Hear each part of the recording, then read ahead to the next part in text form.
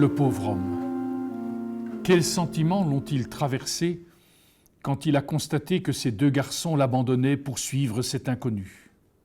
Pourtant, depuis qu'ils étaient tout petits, il leur avait sans doute dit et répété « Ne partez jamais avec quelqu'un que vous ne connaissez pas. Si quelqu'un vous donne un bonbon, ne l'acceptez pas. » Et voilà qu'il aura suffi d'un regard et de quelques mots pour mettre par terre des années d'éducation.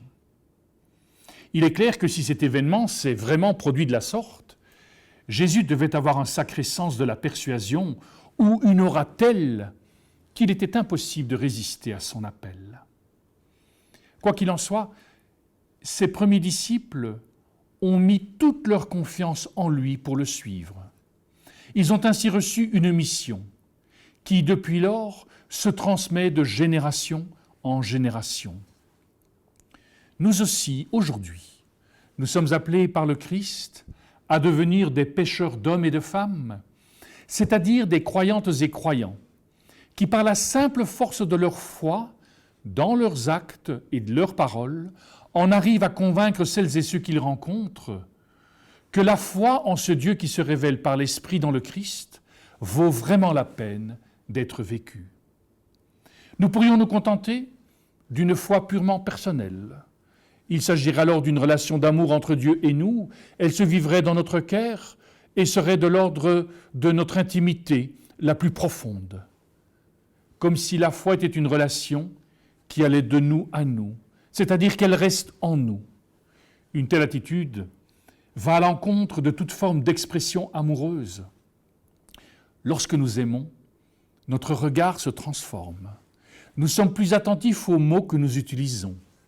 Nous nous émerveillons face à la personne aimée, tellement elle semble pouvoir combler un ensemble de nos manques personnels.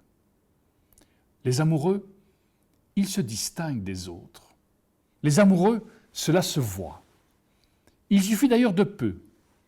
Un bref regard échangé, une main qui se glisse dans une autre, un ensemble de petites attentions qui changent le cours de la vie.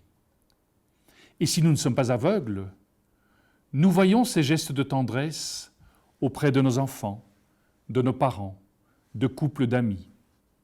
L'amour entre deux êtres se dévoile dans la réalité de nos vies. S'il en est ainsi, alors, qu'en est-il du rayonnement de notre relation avec Dieu? Celles et ceux qui croisent notre route sont-ils à même d'affirmer, après quelques minutes, « Celui-là ou celle-là, il ou elle doit certainement croire, vu leur façon de vivre leur vie, de parler des autres, d'être attentionné à la beauté de la création. » Avons-nous des visages et des corps de croyants? Sommes-nous, comme Socrate, attentifs à ce que nous disons des autres soit vrai, utile et bon? S'il en est ainsi, nous approchons de la vraie sagesse. Toutefois, le Dieu auquel nous croyons ne semble pas se satisfaire uniquement de cette sagesse. Non seulement nos paroles et nos actes doivent être vrais, utiles et bons, mais ils doivent s'enraciner dans la source de toute vie, c'est-à-dire dans l'amour.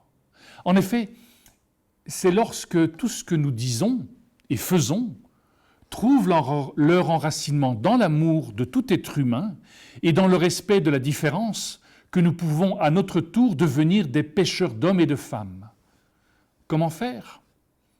Il suffit de mettre en pratique la théologie du supermarché. Elle est éminemment simple. La prochaine fois que nous faisons nos courses dans un grand magasin, et en fait ça fonctionne aussi pour une petite boutique, je nous invite à regarder celles et ceux qui mettent les produits dans les rayons, celles et ceux qui servent au rayon des produits frais, ainsi que les caissières et les caissiers. Non seulement de les regarder, mais de se dire que Dieu vit en chacune et chacun de ceux et celles qui sont en train de nous servir. Si j'accepte que Dieu est en moi, je dois avoir l'humilité de reconnaître qu'il a choisi d'habiter en tout être humain, quelle que soit sa condition physique, culturelle ou sociale. Dieu est en chacune et chacun de nous. Si nous sommes capables de reconnaître cette évidence et d'en vivre, nous deviendrons de véritables pêcheurs d'hommes et de femmes, car nous vivrons avec cette conviction intime que Dieu se révèle à nous de la sorte. Mon regard sur les autres se transformera, et nous aurons alors sur nous les vrais visages de croyantes et croyants qui vivent pleinement leur foi dans l'émerveillement de l'autre par le tout autre. Amen.